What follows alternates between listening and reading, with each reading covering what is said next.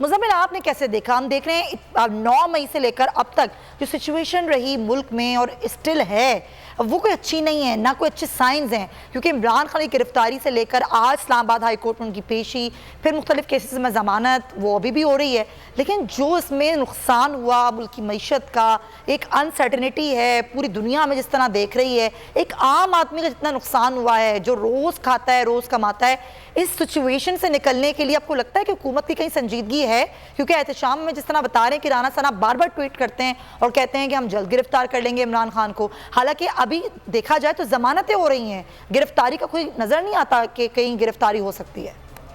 देखिए, मुझे तो लगता है कि मामला अभी खत्म नहीं हुआ और उसकी वजह यह है कि एक अजीब किस्म की पेट्रोलिंग जो है मैं देख रहा हूँ अभी, इवन लाहौर से गुजरते हुए भी यहाँ पर कंटेनर लगाए जा रहे हैं इस वक्त। अच्छा, तो इसका मतलब ये है कि शायद कोई ना कोई चीज प्लान्ड है जो कि अभी एग्जीक्यूट करनी है। चीजें नॉर्मल नहीं हुई।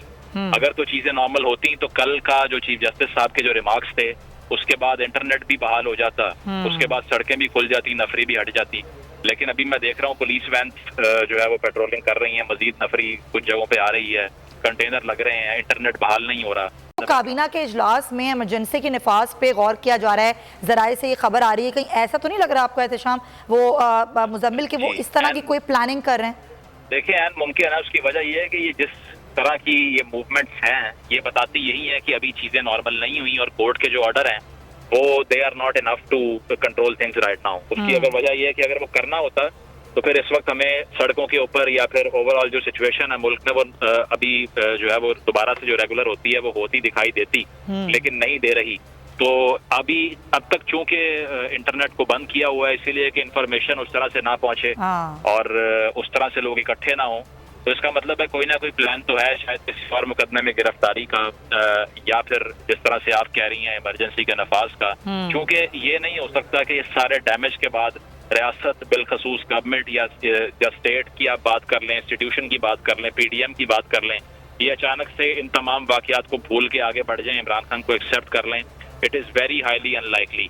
मुझे लगता है कि ये जो सारे 2 दिन में इवेंट्स हुए हैं जिसमें सरकारी तनसीबात पर हमले हों या दीगर सारे जो दंगे फसाद हैं उसको बैलेंस करने के लिए उसका जो एविडेंस मिला है, जो फुटेजेस हैं, उस पर कोई ना कोई चीज़ ऐसी ज़रूर क्रिएट की जाएगी जिसमें तहरीक इंसाफ के लिए रोड ब्लॉक हो या इंतखाब लड़ने में पाबंदी लगाई जाए या ब्लैक लिस्ट किया जाए या फिर इमरान खान साहब के ऊपर बिलखसूस जो 780A के मुकदमे होते हैं या इस तरह के हों। क्योंकि अगर ये फरामोश करते हैं इस चीज़ को तो फिर ये बहुत बड़ी डिफीट होगी, हार होगी इनके बयानिए की कि हम रियासती वसाइल को इस्तेमाल करके इमरान खान को रोक सकते हैं। अगर तो ये सारा कुछ होने के बाद इमरान खान आज़ाद घूमता है तो इसका मतलब ये है कि PDM की सारी जमातें हार चुकी हैं। इसका मतलब ये है कि हर वो ताकत जो चाहती थी कि इमरान खान सिस्टम से बाहर हो जाए वो नहीं कर सकता उसको, और ये देखते हुए अपनी सियासी जो कब्र है वो भी ये खुद खोद लेंगे।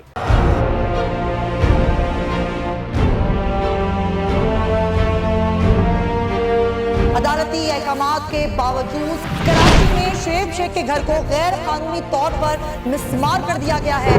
बोल के खिलाफ इंतकामी कार्रवाइयों में तेजी।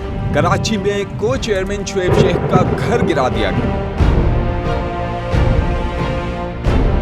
बोल के खिलाफ इंतकामी कार्रवाइयों का सिलसिला जारी है।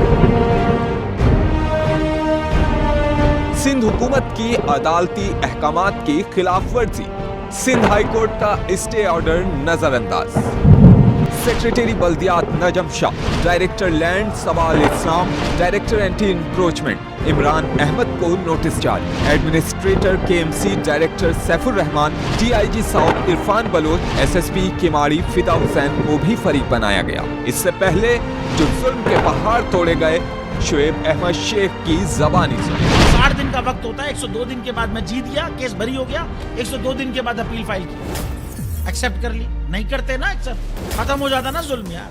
भरी अदालत में मुझे बरी कर दिया, फिर पता नहीं क्या हुआ, 2.5 घंटे बाद का नोट बिफोर, मैं नहीं सुनता ये केस, खड़े रहते अपने फैसले पे, मिट जाता जुल्म। अल्लाह ताला ने बिठाया इस इन कुर्सियों पे इनको यार, ये अल्लाह ताला की तरफ से फैसले करने हैं। तो या तो ये फैसले आएंगे, जुल्म मिट जाएगा, या कौम खड़ी हो जाएगी जुल्म के खिलाफ। हर मुश्किल के बावजूद बोल हकीकी सहाफत करता रहेगा।